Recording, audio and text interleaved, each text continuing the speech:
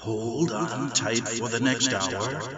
You're entering into a place, a zone called the alternative to the alternative media. It's a place, a special place where even truth seekers fear to tread. All right, people, let's move like we've got a purpose. Affirmative. Wow, you're back on the Investigative Journal. Glad you could be here. I'm Greg Anthony. It's already Friday, January 19th, 2018 day on our calendar. And I had a laugh today, really.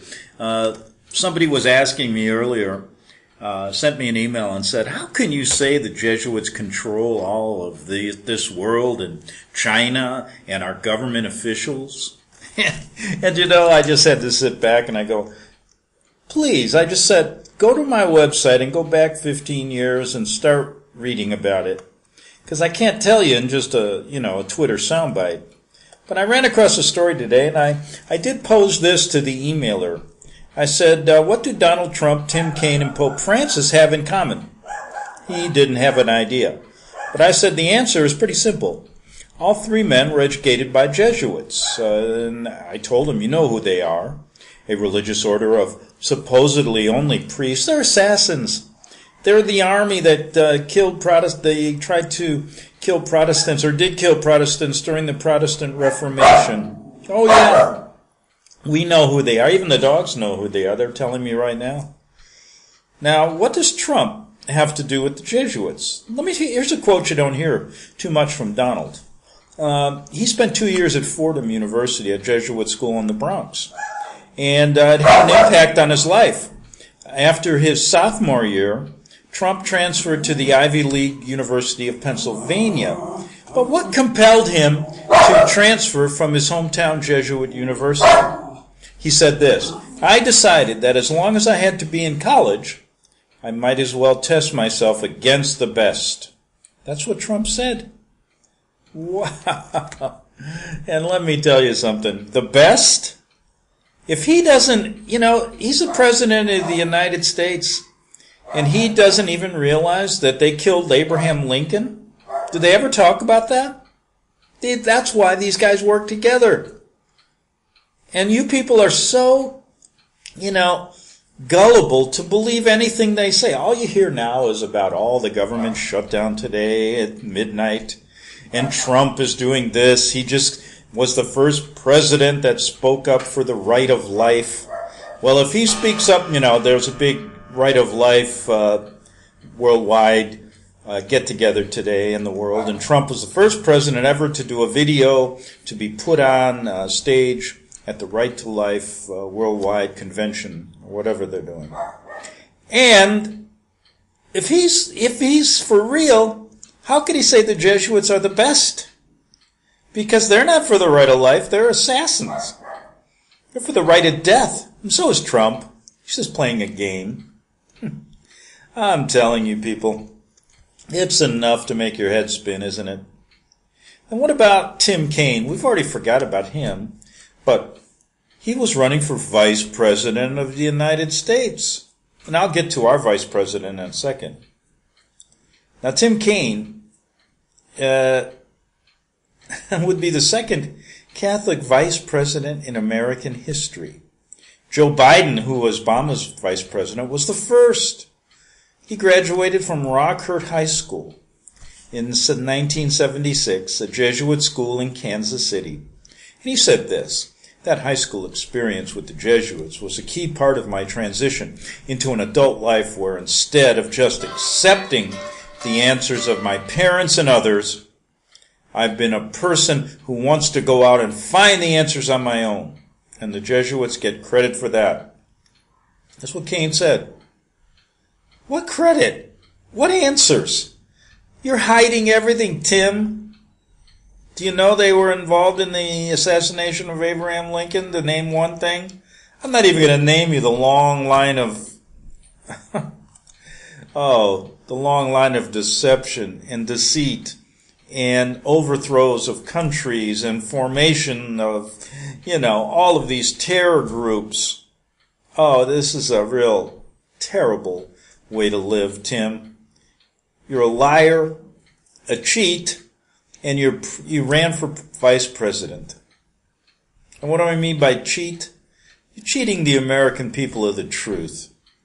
But after being admitted to Harvard Law School, Cain took off a year to volunteer with the Jesuits at a vocational school in El Progreso, Honduras. Hey, why didn't you go and talk about what they did to all the Native American in their little endeavor to genocide them at their little school system they ran here for years? Why don't you talk about that? Why don't you ask about the priest who buried a little baby under the altar and was witnessed by a number of Native Americans? Huh? Now, why don't you talk about those Jesuits? Or is that a different group that I'm talking about? No, it's the same one. And he said, according to that year in Honduras, it was a watershed time in my life. Oh, really? I think of El Progreso every day. The people aside from my family are the most important in shaping who I am today. Yeah, you're a dummy. A dummy who follows along. And the only thing you're doing is keeping the truth from the American people about the true nature of the Jesuit order and what all you guys in government are trying to do to us. That's all you're doing. He also claims his experience with the Jesuits has inspired his public service. Yeah, you know why you're there is to cover up the truth, so you can get your one world government, one world order in place. All of you guys. I can look at I look at Matt Damon, a picture of him. I'm really sorry for the sexual harassment stuff.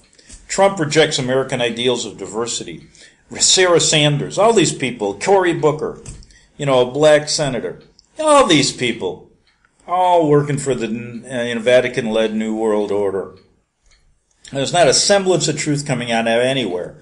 Not anywhere, not out of the mainstream, not out of the alternative news, nowhere. And the more we go down this road, and then you look at these late night shows like Jimmy Kimmel and all these people, they're just as bad.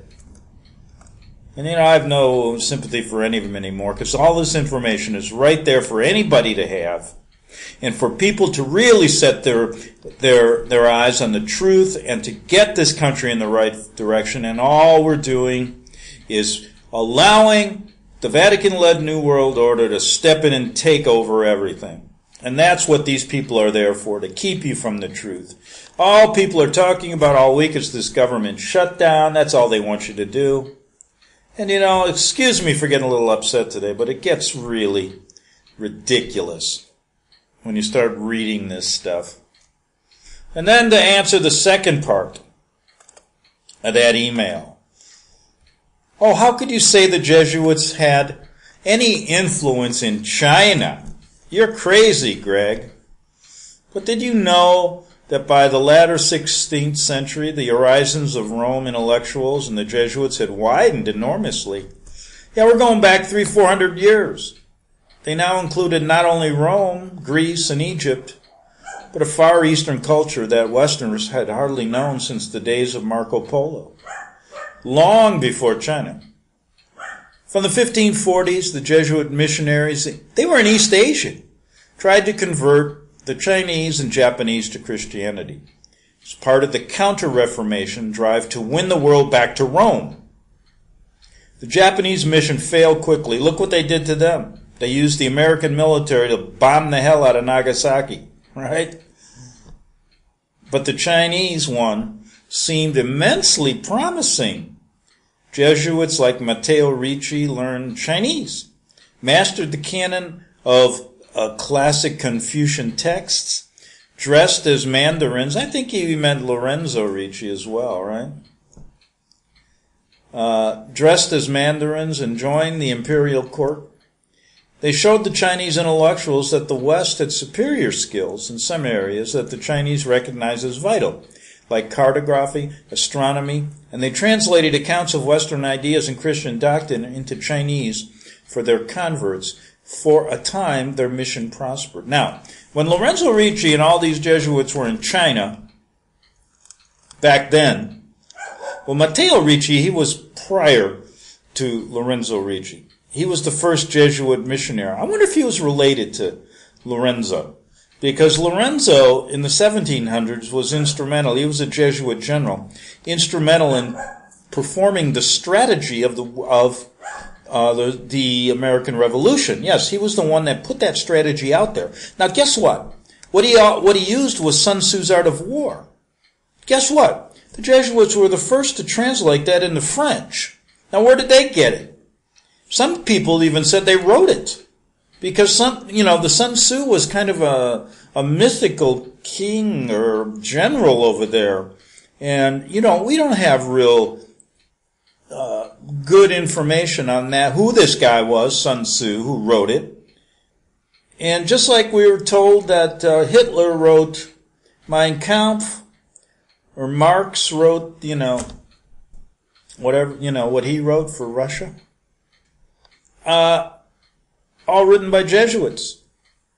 And could Sun Tzu's Art of War? The Jesuits were over there, way back. The Japanese mission failed, like I said. But the Chinese, they were interested in this. Meanwhile, the Vatican, which controlled and managed the missionary enterprise, became a great repository, both of the works the Jesuits produced in English languages and texts and works of art that they sent back. By the middle of the 17th century, the famous Roman Jesuit, Athanasius Kircher, could try to study Chinese in Rome. He insisted that the Chinese tradition was as old and profound as that of the Egyptians. Indeed, he saw Chinese ideograms and Egyptian hieroglyphs as deriving from the same roots. Some argued that the Chinese culture was actually more moral and pious than European. Like earlier humanists' efforts to find pagan sages who could teach Chinese basic truths, the Jesuit Chinese enterprise, too, eventually failed. But the Vatican's holdings wonderfully exemplify the fragile, fascinating bridge of texts and images which the Jesuits built in order to reach, understand, and convert the most foreign of cultures. So the Jesuits have been in China for a long, long time. And I would say right now, they have the Chinese president right on board with the Vatican-led New World Order, playing the game along with all these other world leaders to get their one world order, one world government. That, like I said, Matteo Ricci, the first Jesuit missionary to become adept in Chinese, produced a map of the world on Western principles in China. The Ricci map went through several versions from 1574 to 1603. They were there a long time ago, and profoundly influenced Western cartography, although East Asia and China in particular is represented clearly with scientific precision. Nevertheless, several of China's own map writers, writing independently of the court, criticized the configuration as an insult to China's centrality. Sometime in the 1620s, Giulio Alani had this abridgment of Ricci's map printed and hand-tinted. Alani's name is in the leftmost column of the Chinese on the upper half above the Jesuit seal. So who says China and the Jesuits haven't had a long time relationship? I can see here in 1621. Let's see if what they were doing in Japan. 1621, by Japanese officials who identified themselves as being from one family or another, a word that referred to 5 imperially controlled districts. That's the Gokinai, around the capital of Edo, near Tokyo. Such officially attached lands were traditional bureaucratic institutions, not natural market or temple towns. Thus, the signers would have been speaking as functionaries, not as residents of a town. They offer praise to the Catholic religion and Jesuits. And we know that the Jesuits from an early time have had their hands in everything around the world, and I have to repeat this quote. When the Jesuit General Tamburini once said, "We control the world from Paris to China without anybody knowing how we do it." Okay, so here, let's move over to Russia. Do the Jesuits have any influence there? Now, I'm bringing these up because Russia and China will be aligned with North Korea And where do you think the North Korea is getting a lot of its information, a lot of its funding, a lot of its money, not only from Western banks, but from Russia, China, and they're setting up a scenario where America and England and the West are going to be fighting these people. But the Jesuits are playing both sides here. Now, there's a lot of information about Russia and Jesuit and Vatican influence. And I ran across this on a website. His name's Johnny Cerrucci. And I wanted to read this. I don't know Johnny very well, but he seems to have some interesting information here because he asked that same question. So I'll read something from something he wrote called How the Jesuits Rule in Russia. He wrote this in April of 2016. So I thought I'd present it to you because I present a lot of other information regarding how the Jesuits instructed and selected Joseph Stalin, how Joseph Stalin actually was at a Jesuit seminary in Tiflis in Russia, and how a priest by the name of Father Edmund Walsh of Georgetown University, he's now passed, and you can find him on Eisenhower's website. He's billed as a great educator, but actually he was a spy, and he was sent over on some kind of food campaign during the Bolshevik Revolution to make sure that Lenin included Stalin in the hierarchy of the Bolsheviks so that Stalin could eventually take over and mass murder millions and millions of Russian Orthodox Christians. And Edmund Walsh went over there on some kind of mission of food from the Vatican with a checkbook in hand saying, listen, Mr. Lenin, if you want money, you're going to have to let Stalin in, and they did. Led to Lenin being killed. Edmund Walsh, American Jesuit, Georgetown University, actually a spy, and we traced a lot of his steps in Russia in the past. But here's some more that Johnny has found. He said, I was recently sent an interesting video professing to show the rector of St. Petersburg State Agrarian University, Victor, and I can't pronounce his name, I'll just say Efimov, giving a class purportedly to members of Russia's Federal Security Service, the FSB. I thought that although I had to trust the poor English subtitles, I couldn't verify where Efimov was. It was well worth trying to get through. So here we go. He said he's glad he did. He said within 20 minutes it was clear to me that the Jesuits in Rome have far more control in Russia than what I had thought, beginning with their favorite domain, intelligence. One need look no further than the flag of the FSB to know the Dragon of Rome and her soldiers are secure there. On a field of a Maltese cross, the symbol of the Knights of St. John of Jerusalem, the Hospitallers, the Knights of Malta, sits the imperial Russian crest, which has the two-headed eagle of Freemasonry. Right? Looking at a number of nice pictures. Let's see if I'm running out of time here. Well, we got about 6 minutes. Now, the problem Rome has is that she rules from the shadows, says Cerrucci, and that requires the organs and bureaucracies of nations she has stolen to believe a lie about why they are so incompetent. This was clearly the mission given to Viktor Efimov. Fill the heads of FSB officers with lies and subterfuge about why Russia is suffering and who her real enemies are. We first noticed that Efimov is a communist who worked for Mikhail Gorbachev, yet he mentions nothing of Gorbachev's having presided over the destruction of the Soviet Union and isn't embarrassed to have been a high official in Gorbachev's administration. Where is Gorbachev working now? He's working to promote climate change in the new office CIA Director George H. Bush gave him in California. Where in California? At a favorite Catholic location, the Presidio, a compound that was first used by Catholic monks when the U.S. Army and is now private thanks to CIA Director Bush at the time. Supposed former Jesuit Malachi Martin says Gorbachev was told to collapse the Soviet Union. Yeah, because they work on the same team, just like Putin does. Putin and Bush, they're on the same Vatican-led New World Order team. Now, Miguel said Cerruti, I believe, or was this, that's, he said from some book he wrote called Illuminati Unmasked. Mikhail Gorbachev oversaw the destruction of USSR, which critically weakened Russia. Okay, we know all about that. And Bush turned over the military base at Presidio in California to this former communist. It's a place of special significance to Rome.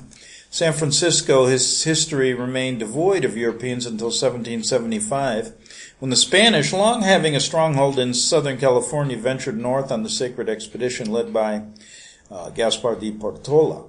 In 1776, the Spanish founded the Presidio Army Base, and the Catholic Church commenced capturing and enslaving the San Francisco Ohlone population.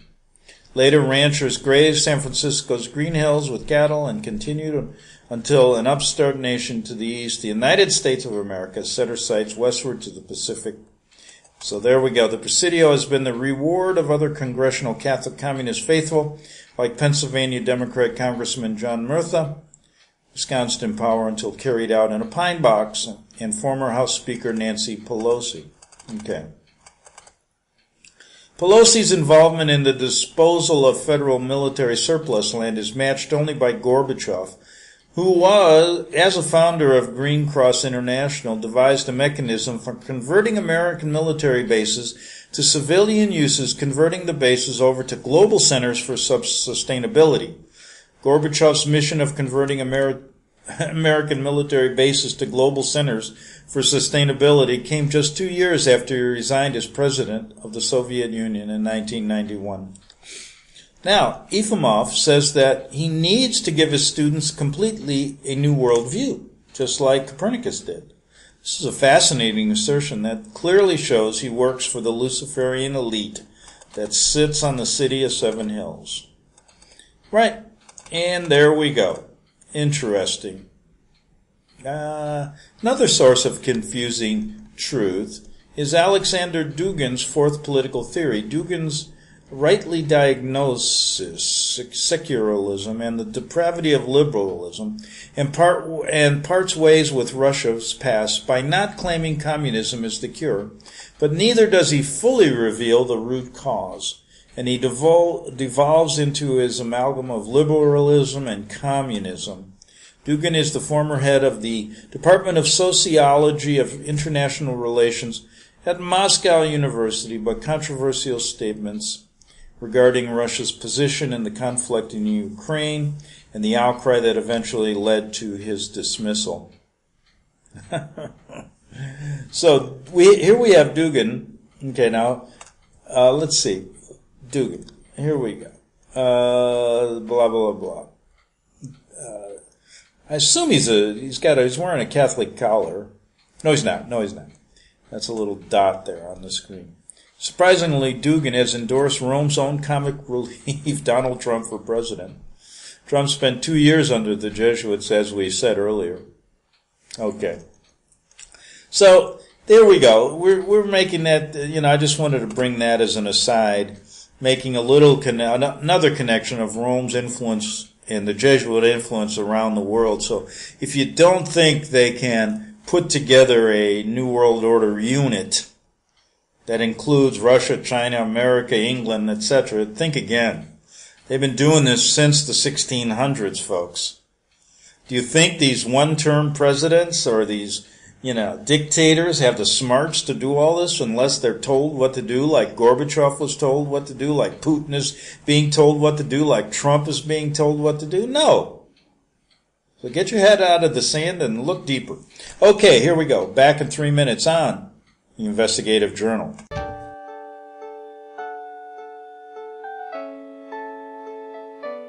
The program you are listening to is 100% sponsored by you, the listener, on this First Amendment Rights Media channel. You will notice that there are few commercials on this radio network. There's a good reason for that.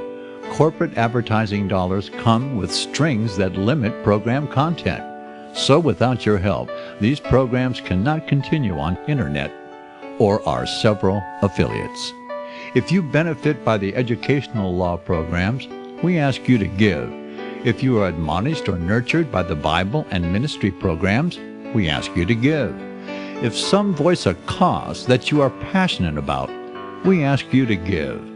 If you believe in any of these, we ask you to support them as you would a missionary on a continual basis, as if giving a tithe for missionary radio.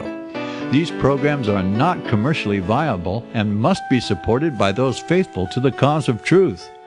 Look for the button to sponsor your favorite programs at our listen and schedule pages on the internet. Then, when you subscribe, we will send you the last quarterly MP3 CD of that program immediately, and continue to do so with each new quarter. We will also give you unlimited archive access to all of our programs. We're asking you to give much less than a tithe, so that you may also send support directly to a particular program host, cause, and anywhere else the Spirit may lead you. Do all to the glory of our God and Creator, for His holy nation, the only kingdom that will last forever. Thank you for listening.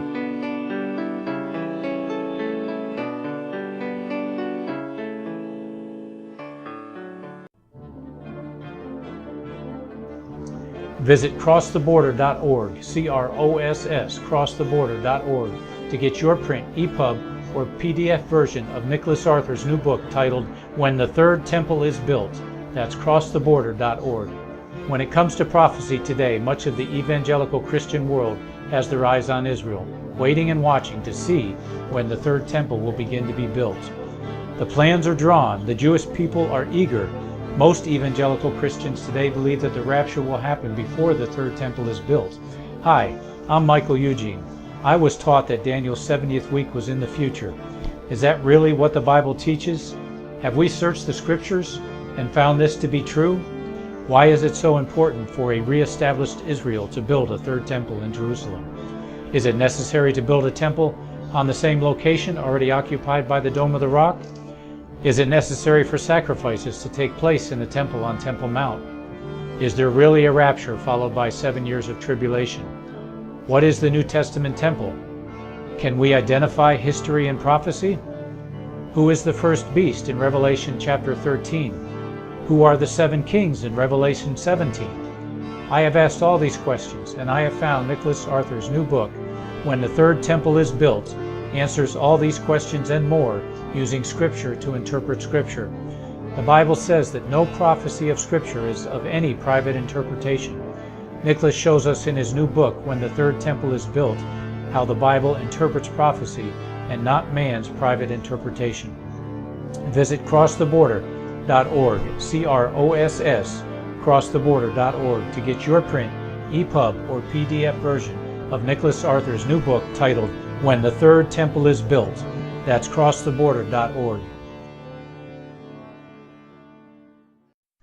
The following program is labeled dangerous and off limits by the supreme Jesuit command. But stand tall, people.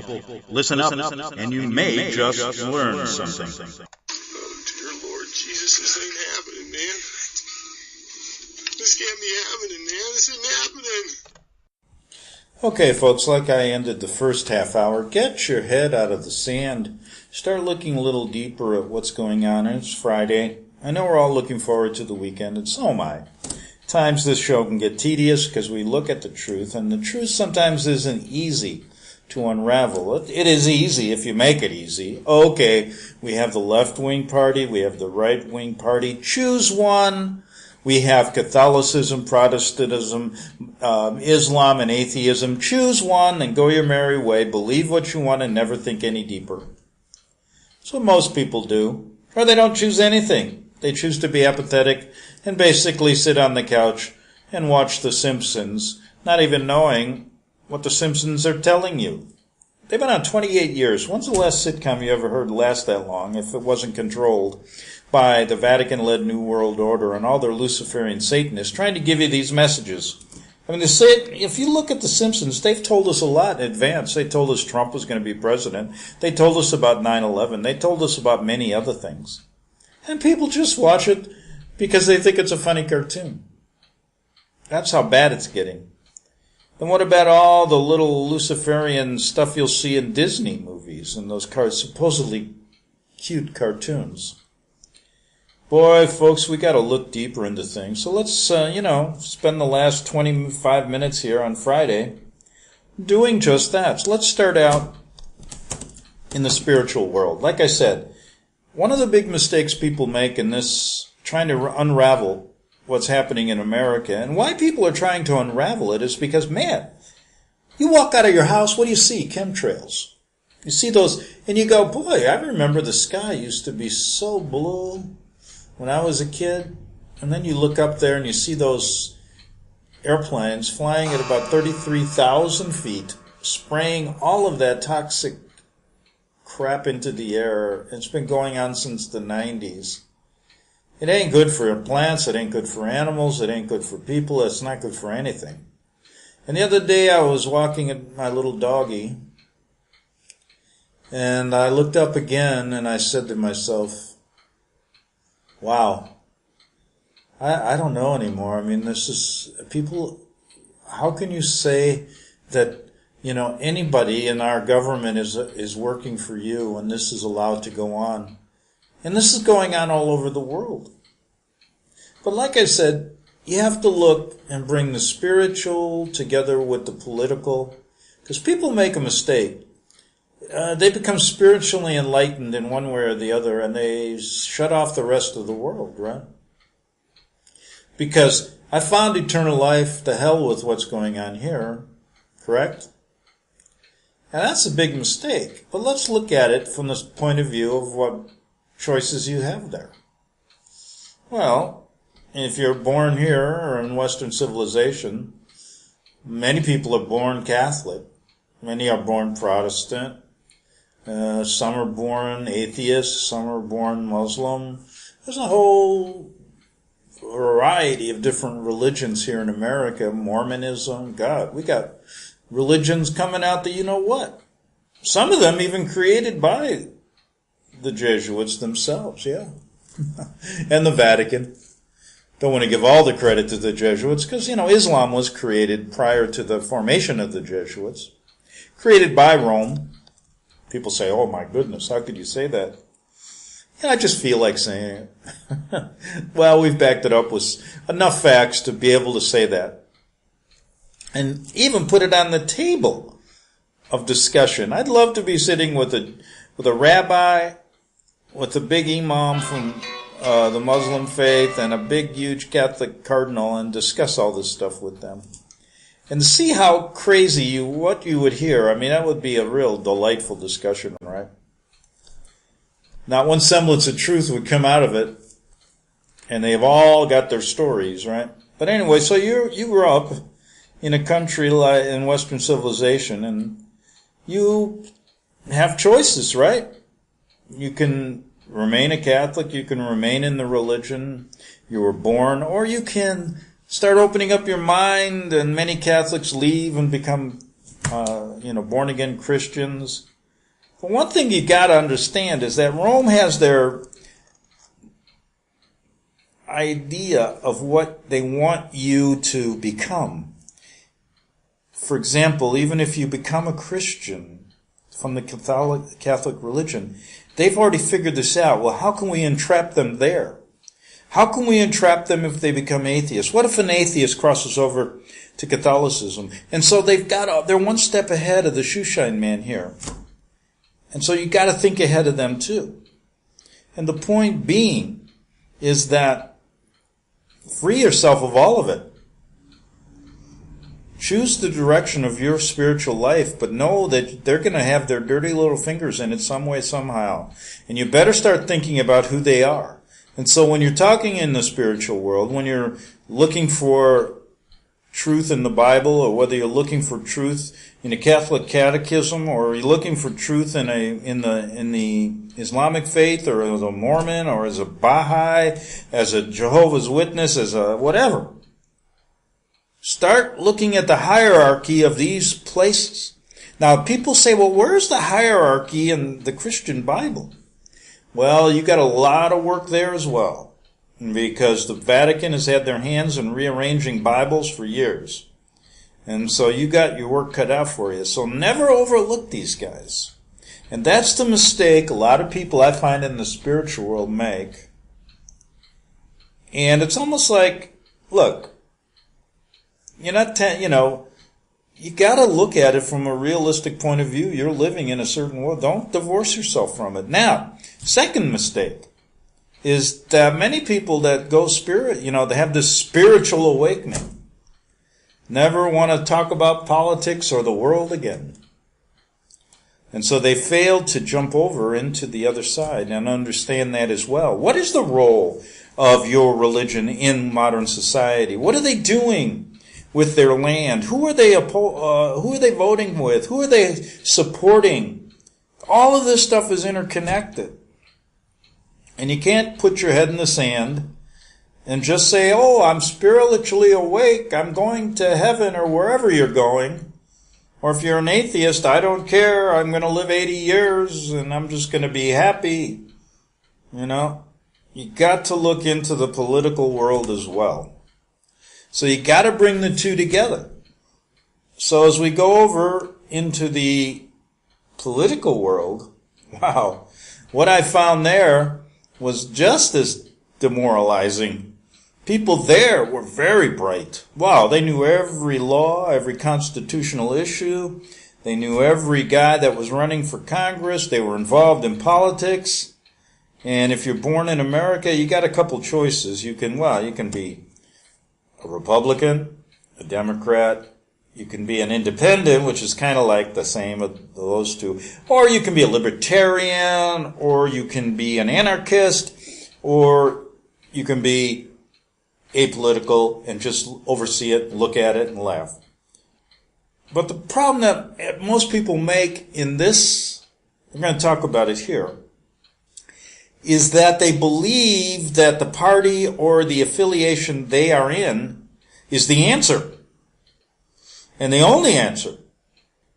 And so they view this as a match play. For example, the Democrats are fighting the Republicans the Democrats. More votes, the more votes we get this, we can bring this to law. And they think this is going to change anything. And the libertarians, they think their way's the right way. And then the non-political people who are apathetic, they say the best thing to do is not to vote, don't do anything. And the problem is they've never understood the big deal, and that's the Hegelian dialectic, that all of your parties work together at the top.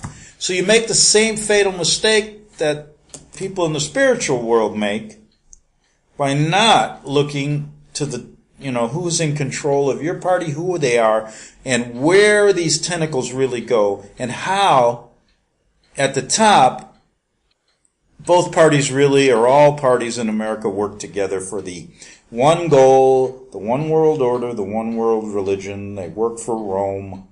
And that really is the big mistake they make. And then second mistake is they never want to delve into the spiritual world. So they overlook the Vatican. They overlook Rome and the Vatican and the Jesuit influence in all of this stuff. And so what you have is a big mess. You have a total mess where nobody really gets to the bottom of anything. And then, of course, let's pretend that people decide they want to start moving from one to the other, from the spiritual to the secular, from the secular to the spiritual. So they start reading. And what do they get from the $1 million mainstream media? What do they get from them? Absolutely garbage. They're going to get nothing. They're going to get, the Pope is coming, kneel down and kiss the Pope's ring.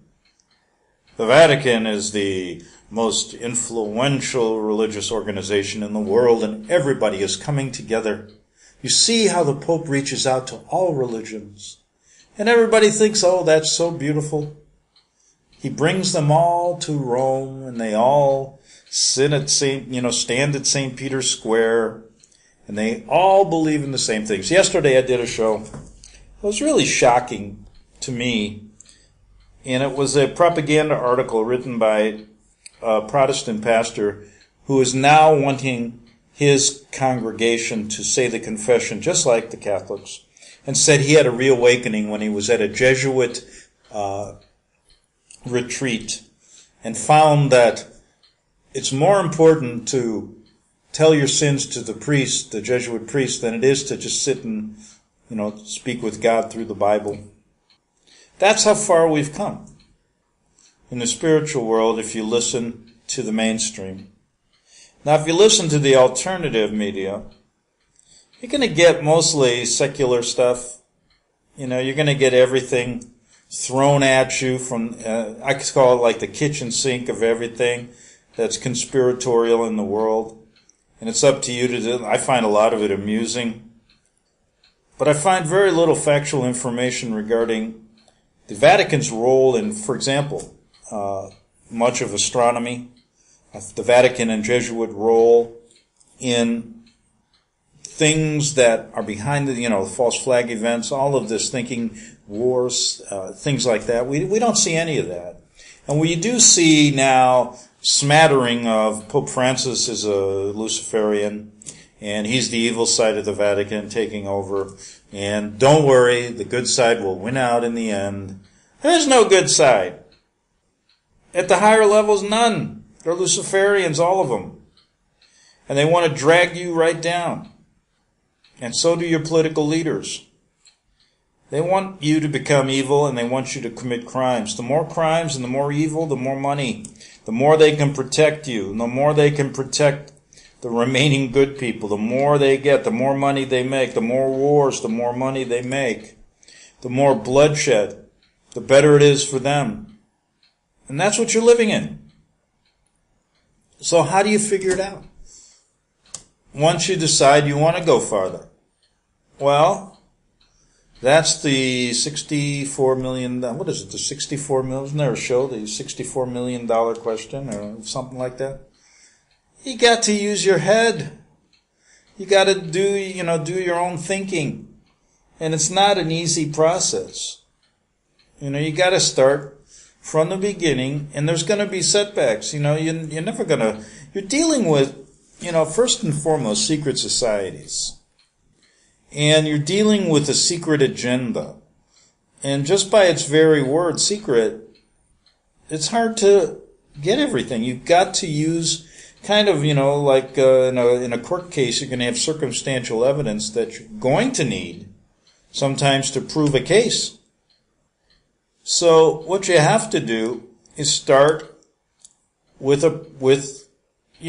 going back to certain points in history and working your way forward and seeing a pattern being formed. You can start, I do it a lot of times. Okay, today I want to start in 1776. Or today I want to go back to the Jesuit, beginnings. Or today I want to go back to, 1 AD. Let's go back a little farther. And then we get into these discussions that really, to me, are very unimportant. Some people think the world is 50 billion years old, and some think it's 5,000 years old. Now, we can spend our whole life trying to figure that out. And I know that some people have already figured it out. All right? In their mind, they figured it out. Because they believe a certain thing, and they're not going to listen to anything else. Okay, now, is that wrong? Well, it is to a sense, because let's say you do believe the world's 5,000 years old. Can you do that, but still converse with somebody else that believes it's 50,000 years old? And can you try to understand where this person is coming from? And that's important, because you just may learn something. You may not ever, believe it, but you may learn something about that person. You may learn something about the enemy. You may learn something that's deeply taught in the Bible, I think, and that is to treat your fellow man with respect no matter who he is.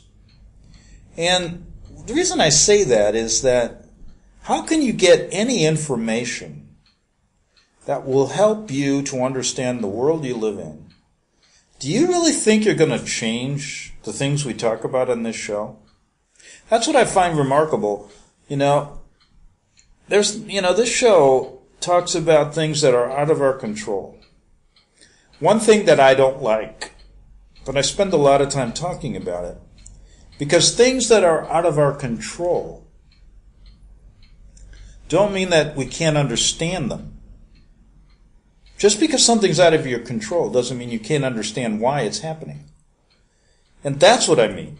For example, an issue of climate change. There's people who believe it, there's people that don't. Now, I think it's important to understand both sides, because then you can understand where these people come from. Even if you have firmly believed that there is no such thing as climate change. Okay? Simple. But it gets difficult when you start seeing the real evil that's before us. And that's really what we're talking about. Where does it come from? We've done shows on that many, many times. And I think you have to realize you live with it. And the one thing that you have to watch out for is that it can creep into your life to a point where you become numb to everything. So listen, the idea that we talk about things out of our control doesn't mean we can't understand it. I don't ever think we're going to change the direction of the New World Order or the One World Order. I think it's going to get to a point as we talk here. There is going to be major conflicts that are going to be worse than you've ever seen. And it's going to continue on until that day that it reaches the point of no return. And then I know everyone here that believes in a certain spiritual and political outlook has their views of where it's going and what's going to happen in the future. So let's think about that.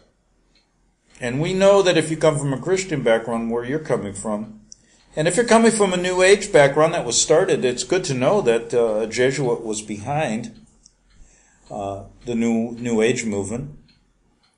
I'm going to do a little quiz. He was Hillary Clinton's mentor, one of them. Yeah, I won't give you his name. Jesuit priest, of course. So understand, because supposedly this whole New World Order, on their point of view, is going to create this world of, everlasting beauty, of everlasting harmony. And that, to me, is interesting because it's a good sell. But is that really where it would lead? Because all the signs, when you really look at it, lead to another scenario, if you look deep enough. So that's where we're at right now. And what do we do in this show? We take it apart one by one. It's like peeling, it's like anything else. When you deal with a big subject, sometimes you think it can overwhelm you. But what you have to do is go piece by piece and learn something every day. Now, next week we got a lot of good shows coming up, and I want to say this. If you go to my website at greganthonysjournal.wordpress.com, you can hit the donate button and, keep the show on the air. Also, in the weeks to come, I'm going to try to represent a product that's going to be very, very good for your health. And hopefully you'll understand once I talk about it. You can buy it here and try it out for yourself. And I'll talk about that in the future, another way to try to keep this show going. So anyway, look to today, if you're looking politically, try to use the Hegelian dialectic theory and see why the Democrats and the Republicans are working together right now, with Trump and the Democratic Party, all the signs that show that these parties are working together. Instead of the typical, well, I believe in the left point of view here, liberalism, open borders, I want all of these immigrants to come into our country. Why do the Democrats really want that? They say because America is a loving country.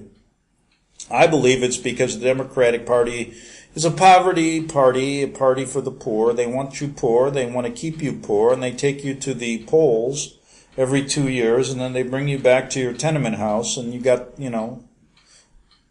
vote Democratic. Then you got the Republicans. Prosperity. Now, both of these parties work together. And that's what your weekend assignment is. Assignment. Just think about it if you want. Think about all the things they do, and think about how that really does put together a synthesis that will continually push the New World Order one step closer to its goal. And that is to basically get rid of the Constitution and get rid of America as we know it. Because the American people, they will say, don't deserve it anymore. And America has been a country that has taken advantage of everybody. So they're using basically a lot of psychological warfare here and a lot of ways to bring everybody to its knees in this country so that there are no borders anymore. There are no countries anymore. And what is that going to lead to? Easier control for them. It's like my good analogy. If you have 50 dance floors and people are playing 50 different songs and dancing to a different tune, it's harder to control them than as if you have one dance floor, one song. And boy, then the microphone and the DJ have an easy control over all of you, right? And that's what they want for America. Not 50 states doing their thing. They want one dance floor, and they want the microphone to tell you exactly what song they're playing and how to do the dance. And so when you're out dancing this weekend, having a ball, think about that. And please come back to the Investigative Journal on Monday. And I'll see you then on FirstAmendmentRadio.com. The book of Revelation says, the spirit of prophecy is the testimony of Jesus Christ. This is at the very heart of FirstAmendmentRadio.com. In that spirit, we have created the Prophecy Reality News app for all of your mobile devices, streaming First Amendment Radio 24 hours a day, 7 days a week. Available for your Apple, Android device, and smartphone, absolutely free. Get the Prophecy Reality News app installed today so you can listen to First Amendment Radio wherever you are. The Prophecy. Since the beginning of time, kings have sought it, nations have fought for it. It has been traded, it has been borrowed, it has been purchased, it has been stolen. There's a reason for it. To secure the blessings of liberty to ourselves and to our posterity. Invest with the security of gold and silver. Call Discount Gold and Silver Trading at 1-800-375-4188 or visit discountgoldandsilvertrading.net. Listen to Financial Survival with your host Melody Cedarstrom right here on FirstAmendmentRadio.com at 4 p.m. Eastern or 1 p.m. Pacific Time. Visit discountgoldandsilvertrading.net or call Discount Gold and Silver Trading at 1-800-375-4188. Toll free 1-800-375-4188.